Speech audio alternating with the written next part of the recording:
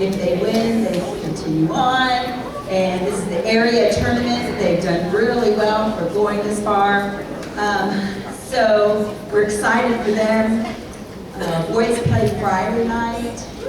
Where's the boys basketball team? Stand up and just kind of say, hey, yeah, come on, stand up. Let's hear it for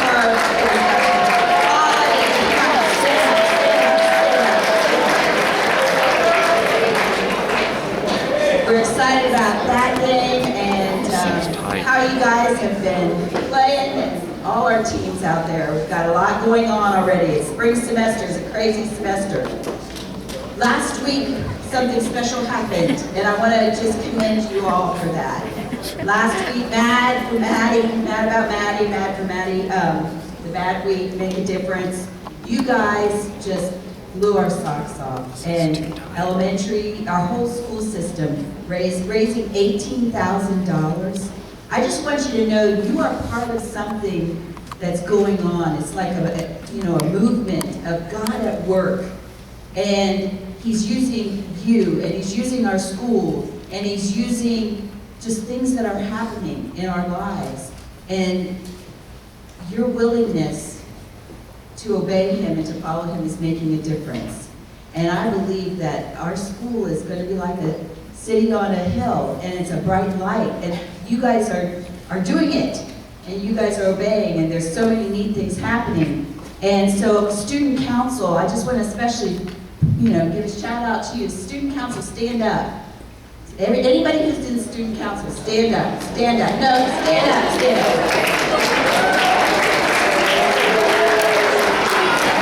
You guys rocked it.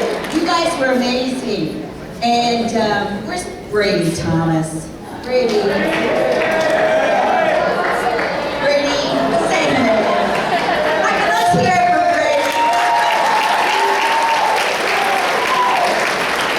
He rocks that look. I tell you, I'm really proud of him.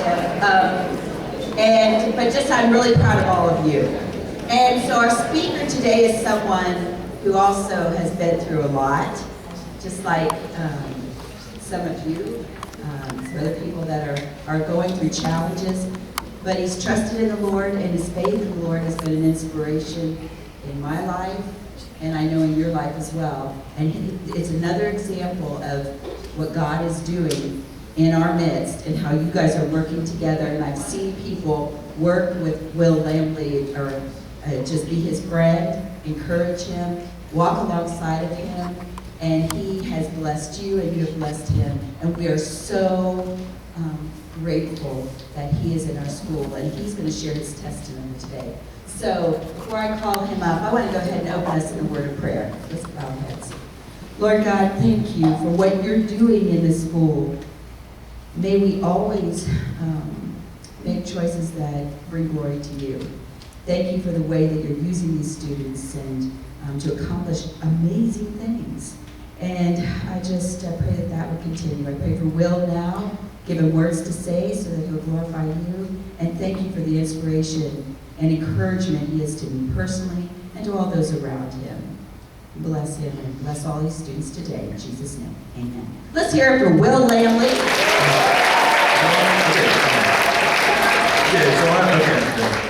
Hey guys, for you guys that don't know me, my name's Will Lambley. I'm a junior at Northwoods, as Mrs. Ingerman said, and today I'm going to be telling you guys about a little bit about my story and the journey I've been on, about how God showed me that in life, you can't control your situation, because sometimes we just don't know what's going to happen. But it's going to be okay, because one thing you can't control is your story, and nothing should be able to stop you from doing what you really want to do. And growing up, I've always grown up in Owasso. My whole life, I've always went to Owasso, kindergarten through 8th grade, and growing up, I've always had great parents and great people around me. And one thing they always told me was never take anything for granted, because you never really know when it can be taken away from you. And I always heard this, and I was like, yeah, I mean, that's really cool. And I saw stories of people in sports and stuff that have gone through stuff, and they overcame it. I'm like, man, those are some really cool stories, but that's never going to happen to me. And two things you guys need to know about me before I start off is, in my whole life, I've always been very competitive. whether it's baseball, which has always been my favorite sport, basketball, or football, or even Brady Thomas can tell you this summer playing basketball, I kind of turn into a different person sometimes. It's not the best person to be around, but and then another thing about me is I'm very, very passionate about certain things. Like some of you guys might see me always wearing Arkansas stuff, and you might wonder why is he wearing Arkansas stuff? Because he lives in Oklahoma, but nothing's gonna change about that. And yeah, yes sir. And I'm two things. I'm very competitive and very passionate about certain things. As I said, I've always grown up, been very active in sports, whether it's baseball, basketball, or football. And I came to Christ when I was in 2nd grade. They had this thing at my school called Kids for Christ. And this is actually at a public school. My mom probably forced me to go to this, but I'm very thankful for it now. And I remember that morning, just hearing something the pastor said, and it really resonated with me. And I remember I just gave my life to Christ that day, and I was really just on fire for the Lord. Just wanted to run through a wall that day. And ever since then, I've been that guy that he's at practice, but he's just trying to get through. We all know that guy. I mean, we could probably all look at that guy right now, but obviously I can't look at that guy, but we all know that guy, but, and as I went through middle school, 8th grade came around, and I don't know why, but something in my mind kept saying, like, tell me to go to Rejoice. So, 9th grade year, I ended up going to Rejoice, and I was still staying very active in sports, whether it was baseball, basketball, or football, and two things that really stuck in my mind from my freshman year was just some of the stuff the coaches were saying and installing in us. Two things were, there's two things you can control in your life, your attitude and your effort, no matter what happens, no matter if you're at your lowest of lows or your highest of highs. And another thing is, difference makers overcome. And what this told me was, to really make a difference, you gotta overcome some crap, because in life, there's just gonna be some crap thrown at you, but who cares? And so as I went throughout my sophomore year, the summer of my sophomore year was coming around, and I got my driver's license, which I was really stoked about this, just being able to drive around and just being able to blast music. And I wasn't the best driver. Well, I was a safe driver, just wasn't the best driver. Only ran into like 4 things in 4 months, but it's good. And so I got my driver's license, and then football season was rolling around that year. We were having a pretty good year. We made the semifinals. Not really going to talk about the details of that game, but so as we were going throughout that game, I started to realize that my teammates were getting blurry, and just the scoreboard was getting blurry. I couldn't even realize the score, but I also couldn't see the other team that well, which is probably good because guys from Christian Heritage probably don't even look that good. So as we went throughout the game, it was getting blurry, and I was kind of like, I probably should need a new prescription, because my vision previously to this had always been 20/20, and it always been good vision, so I didn't really think much of it. Then the next day, me and my dad ended up going to a local eye doctor, and they really just had no idea what was going on. And I was like, okay, I mean, it's gonna be fine. There's gonna be better eye doctors out there in the Tulsa area. And so we started going to eye doctors in the Tulsa area. And this was about in January of last year. We started going to eye doctors in the Tulsa area. And I didn't really know what was going on, and we weren't really figuring anything out. But as I said, I'm a big sports fan. I love to watch sports videos or listen to sports videos. And as I was listening to some sports videos, there was a quote that I heard that really stuck out to me. It was by David Seville, and none of you guys probably know who David Seville is. I should get a picture of him. Yeah, here he is. But David Seville is the manager at the University of Clemson, and he has Down syndrome. But this doesn't stop him. As you guys can probably tell from this picture, he brings it. And one quote that really stood out to me about David Seville was, he said, "The only disability in life is a bad attitude." And I heard this, and I'm like, man, that's a really good quote. And it really stood with me as I kept going from doctor to doctor. And as I was going from doctor to doctor, starting in January, schoolwork started to get a lot harder, and I really wasn't thinking about school all that much, which probably shouldn't say that in this scenery, but I wasn't really thinking about school that much, and I was just focused on myself. So my whole life, it kind of just revolved around myself, and I was just praying to God that, the situation's gonna get better. And as I kept going from doctor to doctor in the Tulsa area, I kept waking up every day, just asking my mom, am I gonna be able to drive again today? Am I gonna be able to do this again today. And just ask all these questions, praying for the situation to get better. And I remember one evening, I was just laying in my bed, I was just getting kind of down, and my dad came in and showed me this podcast of this guy, and his name's Hunter Woodhall. Actually, a picture of him up here. His name's Hunter Woodhall, and he has, and I'm a little biased towards him because he's at Arkansas, but the thing about Hunter Woodhall you guys might not know is he actually has no legs. Some of you guys might actually have saw him on TikTok.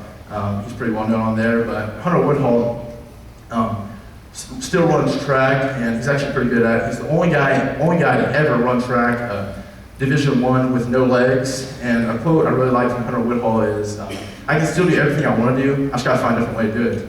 So sometimes in life something's going to happen. We have two choices. We can either sit down, or we can just do two other simple words: get up. And Hunter Woodhall really just inspired me. He really exemplifies the STTS mentality, the smile through the storm mentality, which has really just inspired me. And so as I kept going through doctor to doctor in the Tulsa area, one thing we started to learn was the people in Tulsa might not know what's going on. We might need to find the best doctor in the Oklahoma area. And so we ended up going to Dean McGee, which is the best eye clinic in Oklahoma. And I got out of school to go to Dean McGee, and I was feeling pretty good going into this appointment because the day before Arkansas had beat Vanderbilt in basketball by buzzer beater, even though Vanderbilt was absolutely terrible. Probably should have mentioned that. It's kind of life for an Arkansas fan. But and going into this appointment, I was feeling pretty good, and I got out of school that day, and I was at Dean McGee for about 7 hours. And the whole time I was just praying, if I'm here for 7 hours, it's going to get better, isn't it, God? It's going to be fine. And they still really didn't know what was going on. They said it could possibly even get worse. And this is probably the lowest moment for me, just because, man, if they don't know, and they're the best in Oklahoma, then is it just going to be like this for a long time? Like, what am I even going to do? It was like this for a long time. And I remember on the car ride back from Oklahoma City, it was probably just one of the quietest car rides of my life, because I was just like, God, how can I even glorify you? Or how can I do all this stuff if I don't even have like my full eyesight? And one thing God kept telling me is, you can't play baseball, you can't drive, but like, who cares? Like, you need to stop thinking about the stuff you can't do and emphasize on the stuff you can do. And one thing God kept telling me is, there's still something you can do. And I really didn't know what this was, but whenever I got home, I remember this story, because I'm a big sports fan, about this guy who was completely blind. He still played football. His name's Jake Olson, and he went to the University of Southern California, which I don't really like them, but he's a really good story. And Jake Olson lost all of his vision whenever he was at the age of 12, and he decided at that moment that this isn't going to stop me. Like, just a little adversity is just a little opportunity. And I remember the next day I was at school, and I wasn't really focused on schoolwork. All I was focused on was like, man, this situation kind of sucks at the moment. And Coach Marley called me in his office. I remember he was just praying for me. Just, one thing I really like about my voice is the teachers care more about you as a person, and the coaches care more about you as a person than you anything you do in athletics or anything you do in the classroom. Which that really just means a lot to me. And he was just praying for me. And one thing I really felt God telling him for me to tell Coach Marley was that no matter what, I could still play football, because I still had a low vision at this point. My vision was the same as it was in that point, which this was back probably in March, and pretty much what my vision was is everything is blurry. Like, I pretty much can't make out any of you guys besides I can probably make out like Nate in the front row. He's probably pretty good, but it's all blurry, and I have a little bit of peripheral vision. All my central vision was pretty much gone at this point, but I still had hope that my vision would get better, and I still kept praying for my situation to get better. And as I went throughout the spring, we still really didn't know what was going on. So some close friends of ours told us that we needed to go to, that we needed to just figure out what was going on. And so we ended up in May going to Johns Hopkins, which is in Bethesda, Maryland, and we ended up going there in May. And going into this appointment, I just felt so much more peace than I had in all my other appointments, just because of all the love and everything that had been poured on me throughout the situation. throughout this time, throughout the spring, God really showed me just the people around me that, you know, sometimes in life, situations happen to you for a reason. God was really showing me this through other people in my life. A verse that really just touches me whenever I think of other people around me is Proverbs 17:17, which says, and a friend is born for hard times, and a brother is born for times of adversity. This just pretty much just shows me that no matter what, if you have the right people around you, nothing is impossible. Because for me, going to school every day, not knowing what's going on with my vision, the people around me were just showing me that it's going to be fine. And it was just hard for me not to be smiling. And going into this doctor's appointment, it was hard for me not to smile, no matter the outcome, because no matter what, you can still do everything you want to do. You just put your trust in the Lord. And going into this appointment, I was only at Johns Hopkins for 2 hours, and they figured out what I had. It was called Leber hereditary optic neuropathy, which I had no idea what this was. And when they told me the news, I was just smiling. Because God was just telling me when they told me the news that no matter what, I'm going to use this situation. You just got to trust in me a little bit. And I really didn't know what this meant, but about a week later, I get a phone call, and it's from a guy. His name is Coach Chad Morris, and whenever he called me, I was out on the driveway with my good friend Drew, and he called me and he said, "Hey Will, this is Coach Chad Morris from the Arkansas Razorbacks." And at first I thought it was Hunter Jennings, because that's really something he would do.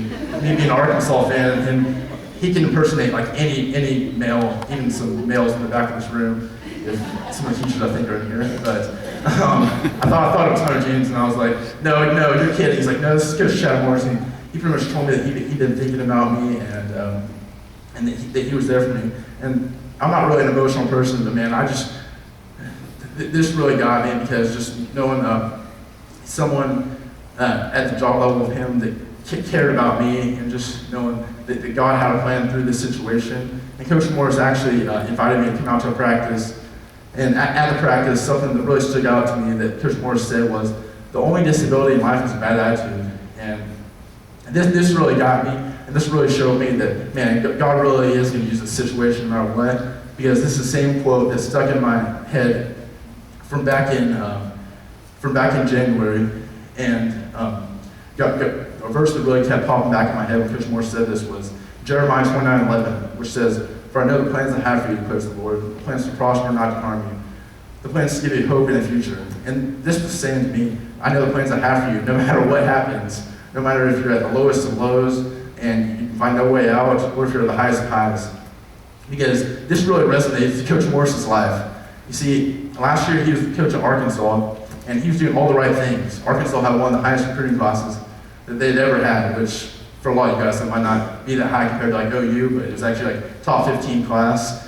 And he was treating the right culture, and he was just doing all the right things, pushing his players and everything. But you know, as Coach Morris knows, sometimes in life just isn't fair. And Coach Morris ended up getting fired before the season was over. But the thing about Coach Morris that really just inspired me, and really just showed me no matter what, that you can control your attitude and effort, no matter the situation, no matter if Arkansas got beat by 45 or whatever. Coach Morris stayed the same person, and he was always positive after every game, and no matter what, he's always looking to pick each other up, pick people up. And one thing that really stood out to me whenever I spoke to the Arkansas football team was, whenever I finished with the team, Coach Morris brought the team in, and he had the team do something that actually the Rejoice football team does now, is we all put our left hand up because it's closest to our heart, and then we put our left palm up to lift each other up, because that's what it's really about.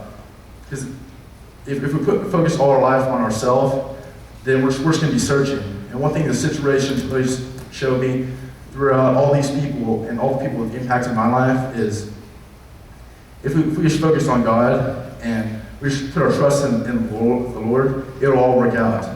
Sure, there's still going to be times, no matter the situation, even when we got through the situation, there's still going to be times or weeks where it just sucks.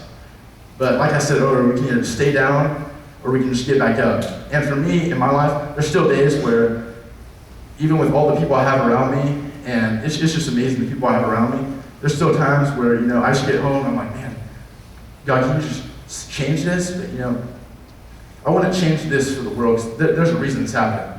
And even last week, I was having a rough week, and because all I was thinking about was myself. And a verse that I really like is Proverbs 3, verse 5, which says, trust in the Lord with all your heart, and lean not on your own understanding. In a way I like to kind of change this up for myself is, it says, for myself, I like to change the verse up and say it like this, trust in the Lord with all your heart, and lean not on your own side. Because pretty much when I'm on my own side, like, everyone's just kind of in my blind spot, so.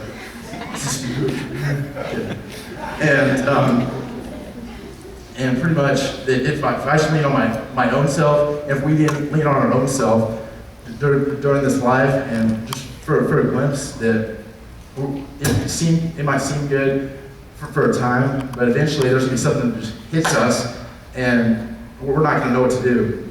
But then when we lean on the Lord, there's no mountain that's too big. Because every day is pretty much like a boxing match. Where's Cannon Brown at, wherever he's at, because he boxes, wherever he's at, and every day is a boxing match against us and whatever mountain we might face. But the good news for us, we got God in our corner, and all the mountain has is the devil. And if we just put our trust in God, the devil might get us for a second, but like Rocky Balboa said, it's not about how many times you get knocked down, it's about how many times you keep getting knocked down and keep getting back up. So, you can tell the devil, you might knock us down, but listen up, bud. You're not going to have us down for long. Because with God, we're just going to punch you in the face, and then we're going to make you like it, and then we're going to laugh in your face. And what this situation has taught me more than anything is we never know. We never know the situation. But what we do know, we know we can control our story. Because we're going to tell the devil that you're not in our story. You can move. That God's going to write our story. If we start trusting God, the story is wrote.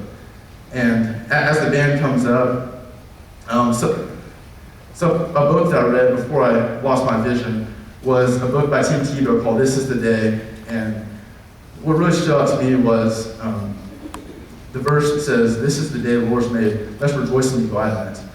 And this really stood out to me because recently, ever since I lost my vision, one thing God's really shown me is you don't know what can happen.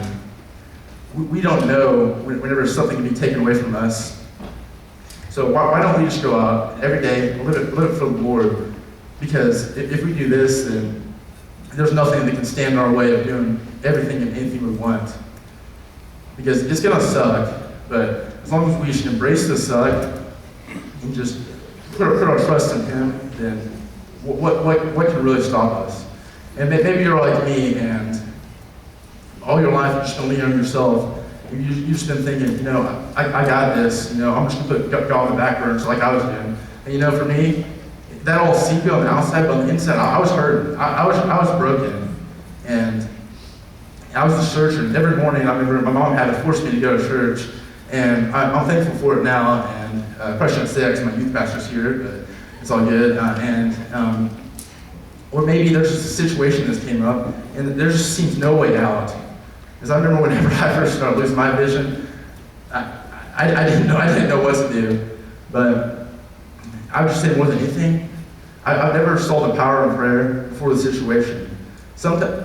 One thing I really realized through the situation is sometimes God gives us situations that we don't think we can handle, but God would never give you a situation that you can't handle. And more than anything, this situation that the devil has brought to bring me down, the people in my life have just shown me Matthew 5, verse 16, which says, let your light shine so that others might see Jesus through you. Every day they shine the light on me, and they give me no excuse to not just, kick the devil every day, and then make him like it, and then go laugh in his face. And so now we're going to have a time for a response for anyone that's just thinking, that's just been trying to do this life by themselves, and just wants to give it to God. Because once you give it to God, man, that's just a freeing feeling. That just telling the devil, no adversity, nothing can bring me down from doing what God wants me to do. And adversity, in God's dictionary, in my opinion, and I'm not going by the Merriam-Webster dictionary because I don't really care about that, but in God's dictionary, in my opinion, the word adversity pretty much means opportunity. And if we treat the word adversity as opportunity each day, then the sky is the limit. Then the devil, there's nothing that God can't do if we treat the word adversity as an opportunity. And so as the band starts playing, we're going to have time for people to come down. We're going to have some people praying. If there's anything in your life that is just holding you back, or any just adversity that you just want to hand over and just tell the devil to pretty much just get out today, then we'll have people down here just praying. I'll be down here. So anything you guys need. Thank you guys.